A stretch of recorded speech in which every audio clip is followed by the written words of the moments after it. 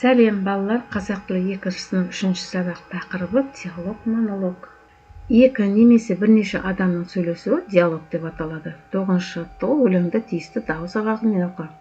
Бүлдірген тереміз балақай, алақай, ат жарыс көреміз балақай, алақай, айға ұшып барамыз балақай, алақай, кел ағаш жарамыз балақай, әй ата ай. Қадыр Мырзалиев. Өлеңдегі кейіпкерлерді анықта, олардың саны нешеу екен? Өлеңде балақайға тікелей қарата айтылған әртүрлі іс-әрекеттерге шақырылған.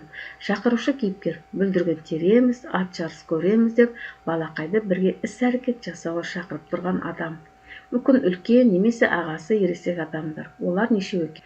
Өлеңдерге әрекеттер қарасақ, олар екеу. Бірінші шақырушы, екіншісі балақай. Соңындағы әй атай сөзіне қарағанда олардың қасында тағы да бір үшінші кейіпкер атасы болуы мүмкін.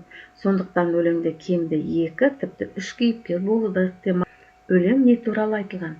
Өлең балалық шақтың қызығы мен қуанышы, ойын-сауық, қиял-ғажайып әлемі туралы айтылған. Онда балалардың бірге уақыт өткізуі, табиғатпен, яғни бүлдірген теру, ұлттық ойымен ат жарыс, тіпті қиял мен айға ұшу байланысы қызықты істері суреттелген. Соңғы шумақта еңбек етуге ағаш жару деген шақыру бар. Бірақ баланы қиын деп қабылдап, атасына шағым айтқандай көрінеді. Өлеңнің негізгі идеясы балалық шақтың тазалығы, ойынға деген құштарлық пен еңбекке баулудың маңыздылығы туралы. Ол баланың әлемді қалай қабылдайтын, оның басындағы қуаныш пен тіпті еркелікті көрсетеді. Бұл балалар әлеміне тән қарапайымды, шынайы өмір көрінісі. 10-шы жаттығу өлеңді түсіну оқы. Мен қазақтың тілімін. Мен қазақтың тілімін, беретін көп білімім. Достасатын сендермен жаңа пәннің бірімін. Үйретем тіл заңдарын, сөзіме құлақ сал бәрін. Менімен тез іске асыр, ойға алған арманым. Өлең не туралы, неліктен тілдің атынан айтылып тұр, өзің қорытынды жасап көр. Өлеңнің алғашқы шумағын көшіріп жаз. Өлең қазақ тілі туралы. Ол тілдің атынан айтылып тұр, себебі қазақ тілінің өзі адамдарды білімге, достыққа және армандарға жетелейтін күш ретінде сипаттаған. Мен қазақтың тілімін. Бұл жол өлеңнің басты кейіпкер қазақ тілі екенін көрсетеді. Беретін көп білім, тілдің білім көзі екен. Ол арқылы көптеген ақпараттар мен білім алуға болатынын білдіреді. Достасатын сендермен деген тілдің адамдарды біріктіретін, достастыратын қасиетін көрсетеді. Өзіне немесе тыңдаушыға қаратын айтылған бір ғана адамның сөйлеуі монолог, яғни мен қазақтың тілім деген монологқа жатады екен. 1-ші жаттығу мысалды оқы. Менің қызметім күшті, адамдар үстімде ас ішеді, жазу жазады деді үстел. Мен болмасам жаныңа адам жоламас еді деді орындық. Бұл мысал диалог ба, әлде монолог ба?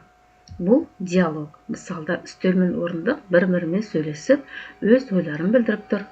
Олардың әрқайсының сөзі деді сөз арқылы бөлініп, жеке сөйлем ретінде берілген.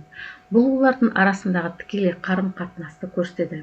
Ал негізгі идеясы әр заттың, әр адамның өзінің маңыздылығы мен қызметі бар екенін көрсетеді. Үстелде орындықта өздері маңызды екенін айтып, бірін-бірі толықтырып тұр. Үстел адамдардың қажеттігін өтейтін, жұмыс пен демалысқа арналған негізгі зат ретінде өз қызметін мақтан тұтады. Орындық адамдардың жайлы отыруын қамтамасыз етіп, олардың бір-біріне жақындасуына ықпал ететін маңызды құрал екенін айтады. Бұл диалог арқылы автор әрбір заттың, тіпті қарапайым нәрселердің өзі адам өміріне үлкен рөл атқаратынын жеткізеді. Сонымен қатар бұл мысал заттарға адамдық қасиеттер беріп, яғни жансызға жан бітіру әдісі олардың маңыздылығын көркем түрде көрсетіп тұр. 12-ші жаттығу диалогты толықтырып көшіріп жаз. Амансыз ба әже? Амансың ба балам? Халыңыз қалай әже? Жақсымын балам. Енді сурет бойынша диалогты жалғастыруға көмектесіз ба? Парталасыңмен ата мен бала ретінде амандасу жағдаятын құрастырып көр. Әділет, ата, амансыз ба? Қалыңыз қалай? Ата, аман балам, өзің қалайсың, сабағың жақсы ма? Әділет, шүкір ата, сабағым жақсы, ағылшын тілінде үйреніп жатырмын. Сіздің денсаулығыңыз қалай? Ата, ой балам, денсаулық шүкір жақсы. Әділет, бүгін мен сізге көмектесу келді, не істейін? Ата, қой балам, сен шаршама. Кел алдымен шай ішіп алайық, әңгімелесейік, сосын бақшадағы жемістерді жинаймыз. Әділет, мақұл ата. Бұл диалог екі ұрпақ арасында құрмет пен мейірімділікке негізделген. Бала атасына амандасып үлкенге құрмет пен амандасады. Бұл қазақ халқының дәстүрінде үлкенге деген сый құрметті көрсетеді. Екеуі де бір-бірінің жағдайын сұрап, бір-біріне деген қамқорлықтарын білдіруде. Баланың атасына көмекке ұмтылуы оның кішіпейілділігін көрсетеді. Диалогтың соңында ата немересін жай ғана отырып әңгімелескісі келеді. Бұл олардың арасында рухани жақындықты және отбасылық жылы қарым-қатынасты айқындайды. Бұл диалог отбасы құндылықтар мен үлкенге құрмет көрсетудің жақын үлгісі. Балалар, бүгін біз диалог және монолог туралы ақпарат алдық. Сабақ аяқталды.